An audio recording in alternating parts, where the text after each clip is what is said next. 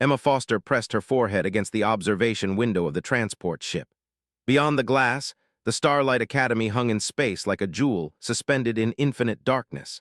The station was enormous, a sprawling structure of chrome and crystal that caught the light of 3 distant stars. She had traveled across the galaxy to get here, and now she could finally see her new home for the next year. The Galactic Council had created the exchange program 5 years ago. The idea was simple enough: send young students from each member species to learn about other cultures and build relationships across the stars. The Council believed that youth education could create lasting peace and understanding. Emma had been selected from thousands of applicants, chosen to represent Earth at the prestigious academy. What the Council did not know was that Emma represented something else entirely. She carried encrypted data files hidden in her neural implant. She had been trained in observation, memorization, and survival. Earth's government had other reasons for sending a teenager to the academy, reasons that had nothing to do with cultural exchange. The transport docked with the station, and Emma grabbed her single bag. She had been instructed to travel light to appear as unremarkable as possible. That part was easy. Humans were small. Humans were weak by galactic standards. Humans lived short lives and reproduced slowly. The other species barely noticed them as a threat. She stepped into the arrival hall and immediately felt the weight of alien stares. An officer stood at the registration desk, his 4 arms moving with practiced efficiency as he processed documents. His skin was pale blue, almost translucent, and his eyes held no warmth. They dominated the military councils of the Federation, and they looked at humans the way a human might look at a particularly interesting insect. A Thenar ambassador passed by, her crystalline form refracting light into rainbows. She was beautiful and utterly alien. Her people controlled most of the Federation's trade routes. She did not even glance at Emma as she walked past. An elderly approached Emma with what might have been kindness in his features. They were known as philosophers and teachers. This one introduced himself as Professor Kelvin and explained that he would be Emma's primary guide during her time at the academy.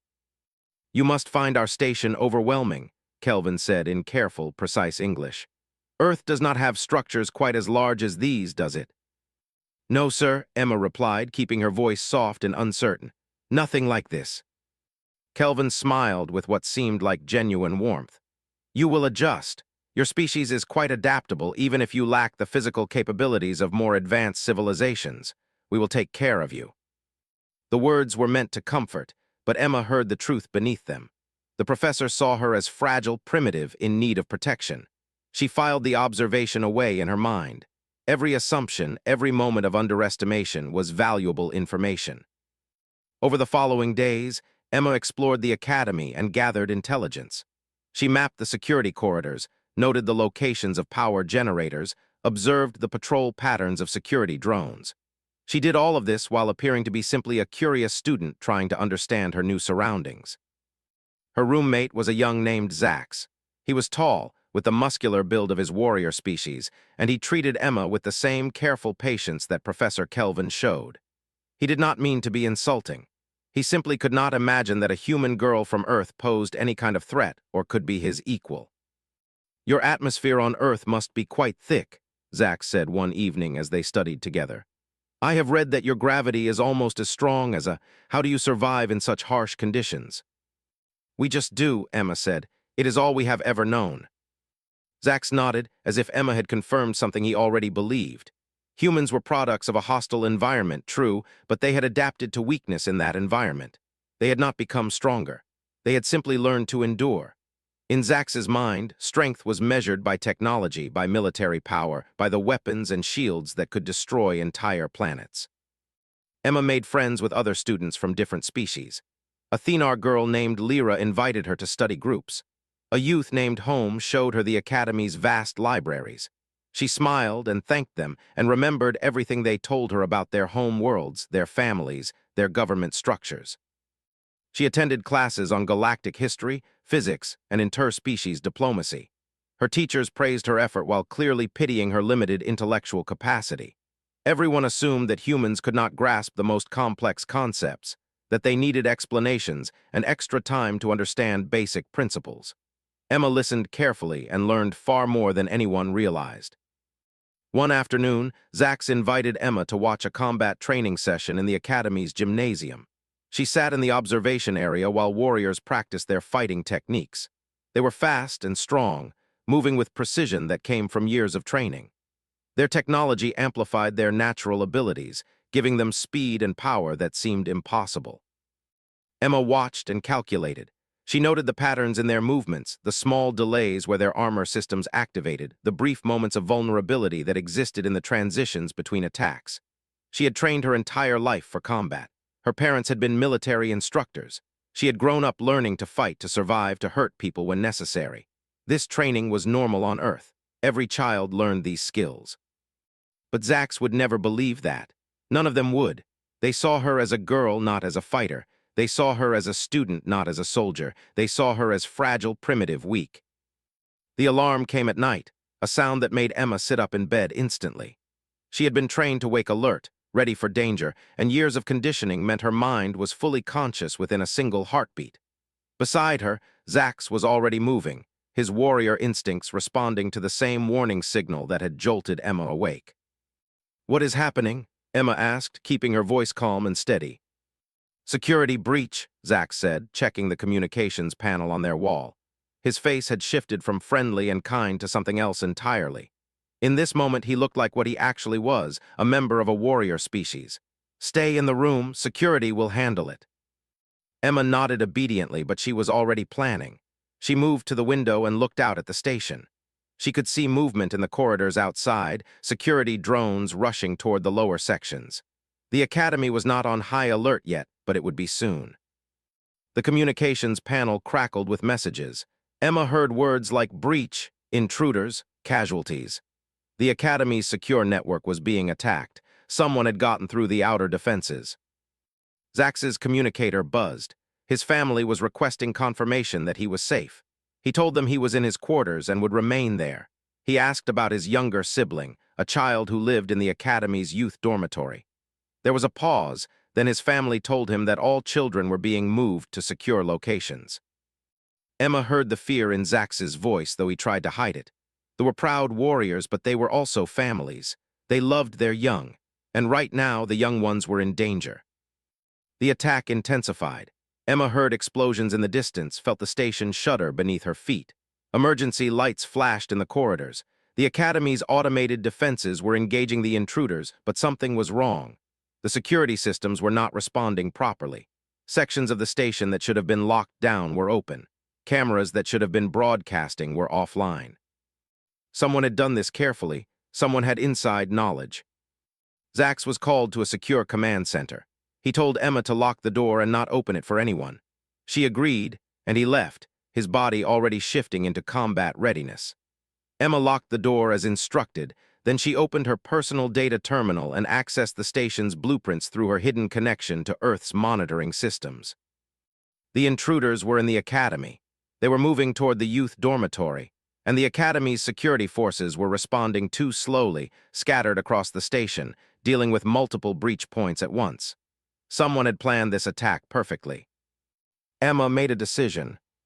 She changed out of her sleeping clothes and put on the standard Academy uniform. She packed her combat knife, a weapon that no one knew she carried because humans were not supposed to need weapons. She opened the door and moved into the corridor. The Academy's interior was chaos.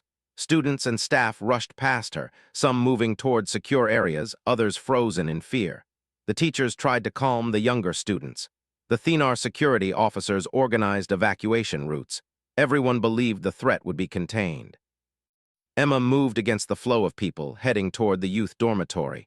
She accessed the blueprints in her head, remembering every corridor, every passage, every way to move through the station quickly. She had memorized these maps weeks ago. Now they were saving her life. She reached a maintenance corridor and moved through it quickly. The sounds of fighting grew louder. She could hear weapons firing, hear voices shouting orders in languages she had studied. The intruders spoke with harsh, clipped accents.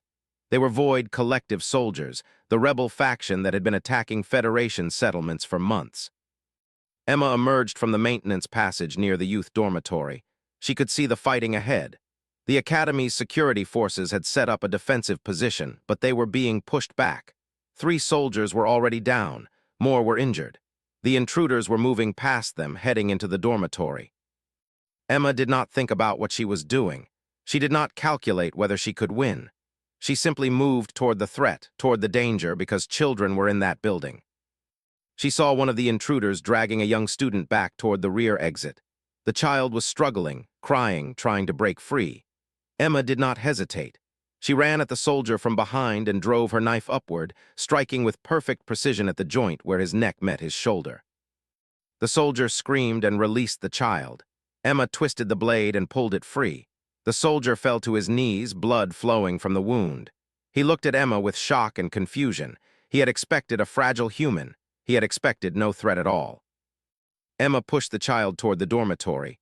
"Run inside, find other children, go deeper into the building." The child ran, and Emma turned to face the next soldier. This one had turned his weapon toward her. He fired, and Emma felt the heat of the blast pass by her head. She rolled to the side, came up running, and closed the distance before he could fire again. She disarmed him with a move that wrenched his arm badly enough that he screamed and dropped the weapon. She did not stop. She struck him in the throat and moved on. More soldiers were coming from the corridor. Emma grabbed the dropped weapon and backed into the dormitory, firing as she went. She did not try to kill them. She shot to wound, to slow them down, to buy time for the children. Behind her, she heard more children moving, more voices. The other young students were gathering together, huddling deeper in the dormitory, away from the fighting. Emma sealed the inner doors and blocked them with heavy furniture. The locks would not hold long, but they did not need to hold long. Zax's family had said the children were being moved to secure locations. Help was coming. Emma positioned herself at the entrance to the main hall. She had the dropped weapon. She had her knife. She had training that no one knew she possessed. The intruders would have to go through her to reach the children deeper in the building. The soldiers came, trying to force their way through the blocked doors. Emma fired at them through the gaps in the barricade, driving them back. She heard more security forces arriving, responding to the sounds of fighting. Help was coming, but it was not coming fast enough. Then Zax appeared, moving with lethal efficiency, joining Emma at her defensive position. He had come from the command center, armed and ready. He looked at Emma, saw the blood on her hands, saw the weapon she carried, and the way she moved with the confidence of a trained fighter. "You can fight," Zax said, and there was shock in his voice. Emma sat in the medical bay, her arm bandaged where one of the intruder's weapons had grazed her skin. The Thenar healer applied a cooling gel to the burn and made careful notes. Emma had been here for 2 hours while doctors examined her wounds, asked her questions, and tried to understand what had happened. "Your species has remarkable pain tolerance," the healer said, looking at her scan results with confusion. "You should not be able to function with this level of trauma. Your neural responses should have shut down your consciousness by now." "We are built for harsh conditions," Emma said simply.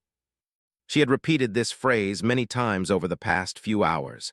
Everyone wanted to understand how a human girl had fought trained soldiers. Everyone wanted to know why she had run toward danger instead of away from it. The Academy's leadership was struggling to process what had happened. The commander, a high-ranking officer named Vex, stood at the medical bay entrance. He had come to collect statements from Emma about the attack. He watched her with new eyes now, eyes that no longer saw a fragile student but something that made him uncomfortable. "Why did you intervene?" he asked bluntly. "You should have stayed in your quarters. Security would have contained the situation." Emma met his gaze without flinching. The children were in danger.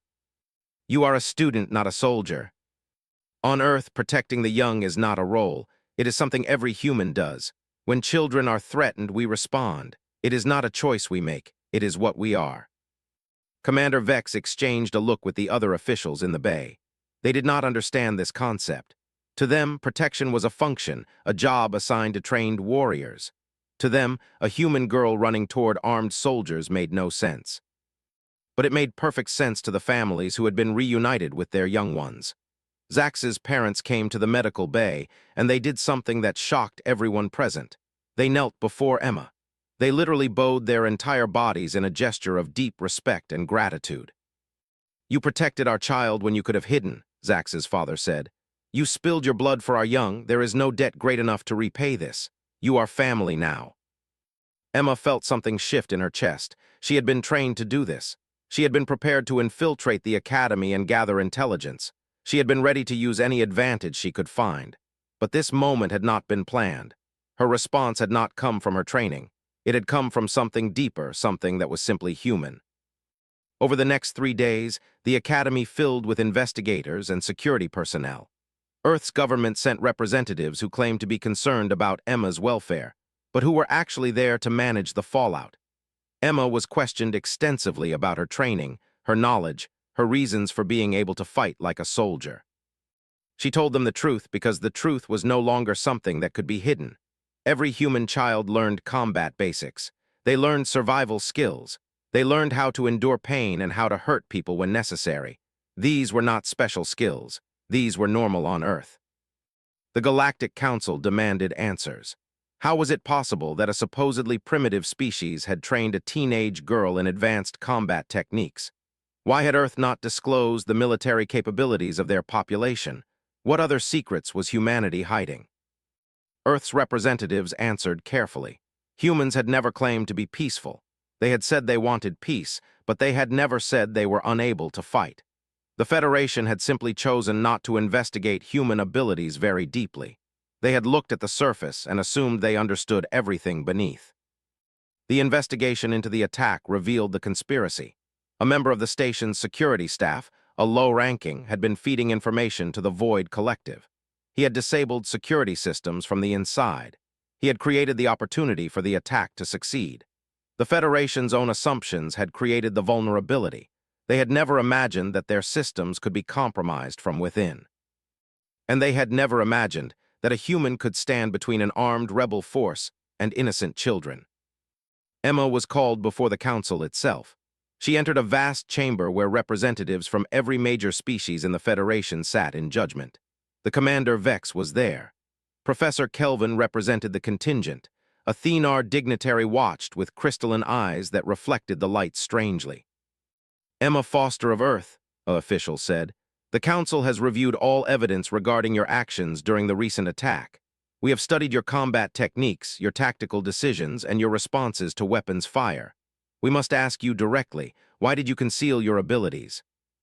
Emma had prepared an answer for this question. But standing before the council, looking at the faces of beings who had treated her as less than they were, she decided to tell them the truth. I did not conceal my abilities, she said. You did not look for them. You saw a small human girl and you assumed you understood everything about her. You never asked what humans do on Earth. You never investigated why we survive in such harsh gravity and thick atmosphere. You looked at your own power and decided that anything less must be primitive and weak. The chamber was silent. I came here to study, Emma continued. I came here to learn about the Federation and to represent my people. I did not come here to hide who I am. But I did not advertise who I am either because I knew it would not be believed. And I was right. None of you believed it until I had to prove it by bleeding in your corridors. A Thenar ambassador leaned forward. Are you saying that what we witnessed from you is normal for your species, that every human is trained in combat? Not every human, Emma said carefully. But most, it is part of our education. Children learn survival skills, learn how to fight, learn how to endure. On Earth we have predators, we have difficult terrain. We have storms and earthquakes and cold that can kill you. We survive by being strong and being willing to fight. It is not special. It is normal. The implications of this statement rippled through the council. If what Emma was saying was true, then Earth was not a primitive world with a few trained individuals. Earth was a world where the population itself was dangerous, where children were trained warriors, where the baseline human came from conditions that forged strength and survival instinct into their very nature. What is the military capacity of Earth? The commander asked directly. Emma smiled slightly. I think you should ask my government that question directly. I am a student, not a diplomat. But the answer was already clear. Earth had been watching the Federation. Earth had sent a girl who could fight like a soldier to the most secure location in their space. Earth was far more capable than anyone had realized. The council adjourned to discuss what they had learned. Emma was escorted back to her quarters by Zax. Emma was brought to a secure interrogation chamber deep within the Academy's command section. It was not a prison. The room was comfortable enough, with a chair and a table and walls that were transparent on one side. Emma could see the investigators beyond the glass, watching her with devices that measured her vital signs and emotional responses. The first interrogator was Commander Vex. He entered without the kindness that had characterized his earlier encounters with Emma. This was a military official questioning a potential security threat. "Your implant contains encrypted files," he said without preamble. "Files that match the data specifications of Earth's military reconnaissance systems. How long has Earth been gathering intelligence on the Federation?" Emma did not lie, there was no point. "Several years, since before the exchange program began." "And you are part of this espionage operation?" "I carry data, I observe. I report what I see back to Earth through secure channels. Yes, I am part of it." Commander Vex's expression hardened. "The Council views this as a serious violation of the exchange program's terms. You came to the Academy under false pretenses." "I came to the Academy to learn," Emma said. "The intelligence gathering was secondary, and it was not false pretenses. I am a real student. I am real exchange program participant. I simply have additional responsibilities." "You are a spy." "Yes," Emma agreed. "I am also a student. Both things are true at the same time." Over the next days, more investigators came. They questioned Emma about Earth's government, its military structure, its weapons capabilities, its intentions toward the Federation. Emma answered what she could and remained silent where her training instructed her to. She was calm and cooperative. She showed no fear. Earth's government sent official representatives to the Council. Doctor, the head of Earth's Federation Relations Committee, arrived with security personnel and diplomatic credentials. She sat in a conference room with the Council's leadership and faced their accusations directly. "Earth did monitor the Federation," Doctor said. "We have the right to protect ourselves by gathering intelligence. Every species in this chamber does the same thing. You all spy on each other constantly. You simply did not expect a species you had dismissed as primitive to do it effectively." The commander leaned forward. "You sent that girl as a weapon. You trained her to fight, to kill, to operate in our most secure locations." "We sent her as a student," Doctor replied. "And we provided her with the same training that every human child receives. If that training is more advanced than you expected, that is because you did not understand what we are." "What are you?" a Thenar representative asked. Doctor paused before answering. "We are a species that survived extinction multiple times. We are a species that hunts large predators. We are a species that endures climates that would kill beings from your worlds in hours. We are not peaceful because we are weak. We are peaceful because we choose to be. Emma Foster is not special among humans. She is simply young and training in her first combat role. Every human adult is at least as capable as she is." The implication hung in the air. Humanity had been so thoroughly underestimated that the Federation had never considered the possibility that they posed any kind of threat. Now the Council had to reconsider everything. There was a debate among the Council members. Some wanted to declare Emma and her entire diplomatic mission a violation of Federation law. Some wanted to demand that Earth withdraw from all Federation territories. Some wanted to impose restrictions on human contact with other species. But then Zax's parents came to the Council. They brought with them other families whose children had been saved by Emma during the attack. They were not known for sentiment, but they were known for honor. And Emma had acted with honor when she had no obligation to do so.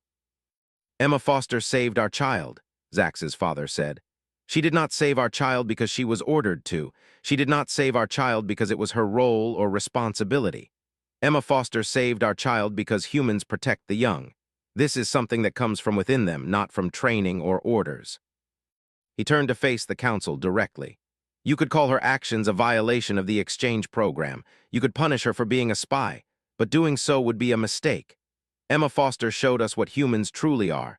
She showed us that under all their apparent weakness is a core of strength that comes from a different kind of place than our own strength comes from. This is not a threat. This is something we should welcome." Other voices joined his. The youths that Emma had helped escape spoke about how she had risked her life without hesitation. The Academy's security chief, an officer, about Emma's tactical decisions, nodding that they showed not just training but genuine combat instinct. Even some of the wounded soldiers acknowledged that Emma had showed mercy, that she had disabled them rather than killing them even when she could have. Emma sat in her room and watched the testimony through a secure feed. She had not planned any of this. She had not calculated how her actions would be perceived. She had simply reacted to danger the way humans did. Her parents called her through secure communications. They were proud of her but also concerned. Emma's situation had become international news on Earth. The government was taking the position that Emma was simply a student who had defended herself and others during an attack. But everyone understood the deeper meaning. "You have changed something," her mother said. "The world is different now because you did what humans do instinctively. Now the galaxy knows we are not what they thought." "I was just protecting children," Emma said. "Exactly," her mother replied. "And that simple action has revealed what we are to an entire civilization." The council's final decision came after a week of debate and investigation. Emma was cleared of all charges related to espionage, with the understanding that intelligence gathering would now be conducted openly through diplomatic channels rather than hidden through individual operatives. She was commended for her actions during the attack. She was offered permanent residency status if she wished to continue her studies at the academy. Most importantly, the Council officially recognized that humanity was a species of significant capability, and that the Federation's previous treatment of humans as insignificant primitives had been a serious error in judgment. Emma accepted the decision and requested permission to continue her studies. She asked that the espionage charges against her be handled through diplomatic negotiation between Earth and the Federation rather than through the Academy's security apparatus. The Council agreed. As Emma left the interrogation chamber for the last time, she passed Zax in the corridor. He was waiting for her, his expression serious but not unkind. "I owe you something," Zax said. "My family believes they are in debt to you forever. Is there anything you want from us?" The formal dinner was held in the Academy's Grand Hall, a space that had been decorated with colors from a dozen different worlds. Emma stood in the entrance, wearing a formal dress that Zax's mother had helped her select. She felt uncomfortable in the clothing, but she understood the importance of the occasion. The Galactic Council had decided to honor Emma publicly. They wanted the entire Federation to understand what had happened, to know that their assumptions about humanity had been wrong, and to begin treating Earth as equals in galactic affairs. Zax's family had requested the honor of hosting the dinner themselves. They had gone to significant expense and effort to create an event that would celebrate Emma while also demonstrating to all the other powerful families in the Federation that stood behind the human species. Emma was introduced formally to dozens of officials and dignitaries. She shook hands with Thenar traders who had previously ignored her existence. She spoke with philosophers who now wanted to understand human culture in depth. She met military officers who studied her with new respect. Everyone wanted to meet the girl who had changed their understanding of the galaxy. "You have become famous," Lyra said, appearing beside Emma with a smile.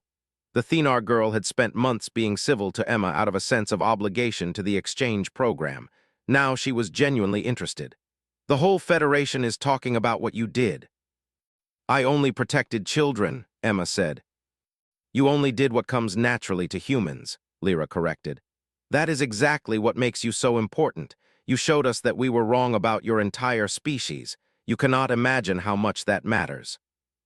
Zax's father stood and raised his voice to address the assembled gathering. The crowd fell silent to listen to one of the highest military commanders. "We have gathered to honor a young woman from a distant world," Zax's father said.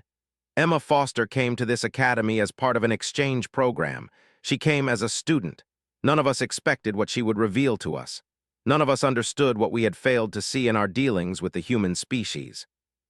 He turned to face Emma directly. "You protected my child. You protected the children of many families gathered in this room. You did this not because you were ordered to do so. You did this because humans protect the young. This is what you are at your core. This is why we gather to honor you tonight." The commander raised his glass. "To Emma Foster and to the human species, may we all be wise enough to learn from our mistakes and strong enough to build a future together as equals." The room erupted in agreement, though some of the older council members looked less pleased than others. Change was coming, but not everyone welcomed it equally. After the formal dinner, Emma walked through the Academy's observation decks with Zax. They stood looking out at the stars, at the infinite expanse that separated worlds and species. "My family wants to invite you to our," Zax said. "My mother asked me to extend the invitation. She says you should meet more of our people. She says we need to understand each other better now that we know the truth. Emma considered this. A trip to space, to the home world of the warrior species that had conquered half the galaxy. It would have been unthinkable a few weeks ago. It was dangerous. It was risky. I would like that, she said. Zack smiled. It was a genuine smile, one that came from actual friendship rather than from the careful politeness that had characterized his earlier interactions with her. I knew you would say yes. You do not hesitate when something needs to be done. That is the most human thing about you, I think. On Earth, we are all like that, Emma said. We see something that needs to be done and we do it. We do not wait for permission or for someone else to volunteer. Then the Federation is going to be very different now that we know humans exist, Zack said. Back in her quarters, Emma received a message from Earth. Her parents were proud of her, but they were also concerned. The revelation of human military capability had changed Earth's position in galactic politics. Countries on Earth were debating what this meant for their future. Some wanted to form a united government to speak with more authority to the Federation. Others wanted to maintain Earth's independence and traditional diversity. The message also contained instructions. Emma's original mission was complete. She was no longer required to gather intelligence through hidden channels. In fact, Earth's government was requesting that she become a public ambassador, a representative who would help the Federation understand human culture and capabilities openly. Emma was 18 years old. She had intended to return to Earth after her year of exchange. She had planned to go to university and study physics. Everything had changed in a single night when she had run toward danger and protected children. She sent her reply to Earth. She would accept the ambassador position. She would extend her stay at the Academy. She would help build the bridge between humanity and the Galactic Federation. Her parents sent back, "You have already changed everything. Now we need you to help build what comes next." The weeks following the attack and Emma's revelation marked the beginning of profound changes for the Galactic Federation.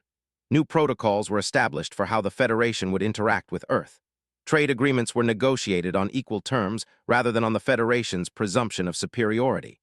Earth was invited to send representatives to major council meetings.